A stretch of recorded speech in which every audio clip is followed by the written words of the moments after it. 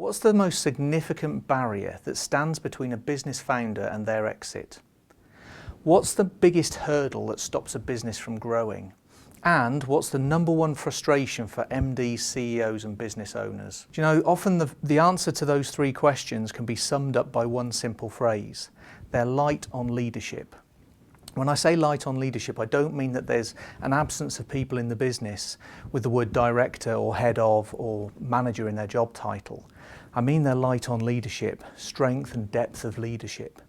And the result often is that they're too reliant on the MD or the business owner or just a small group of senior executives in the business.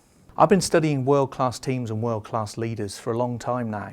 Teams like the Red Arrows, teams like SAS units, teams like Formula One pit crews and US Navy SEAL teams.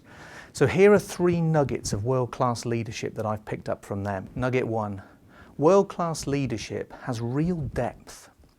Actually, world-class teams are often known as a team of leaders. You can see this really clearly in special forces units like SAS units or US Navy SEAL teams. Every member of the team, there's usually about 5 to 8 of them, has a specialism and they lead on their specialism. So they might be a comms lead or a navigation lead or logistics or something like that. But there's another dimension to it as well. They know in the harsh reality of their world that if number one goes down, number two has to step up straight away and lead. And if two goes down, three has to step up and lead straight away. It goes down to the very last man in the team who might have to lead themselves to complete the mission and get out. Interestingly, the England rugby team who won the World Cup in 2003 had 8 distinct leadership roles in a team of 15 players. They truly were a team of leaders. Here's nugget 2. World-class leaders lead through influence.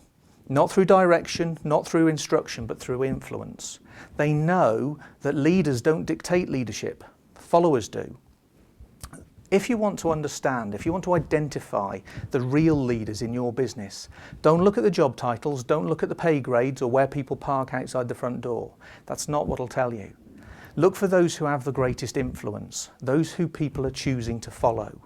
They are the true leaders. And of course, this understanding begs a question, it sparks a real question for leaders. Why should people follow you? And why should people follow your leaders? Here's nugget 3. Great leaders often don't provide the answers or the solutions. Great leaders ask great questions. And that great question that they ask binds the team. It galvanizes the team and engages them. It gives them a common thought process and a problem to solve. So to adopt these very simple principles, here are 3 ideas. Build a team of leaders, not bosses. Become an influencer, not a controller. And ask great questions instead of providing all the answers. If you could do that, maybe you too could become a great leader.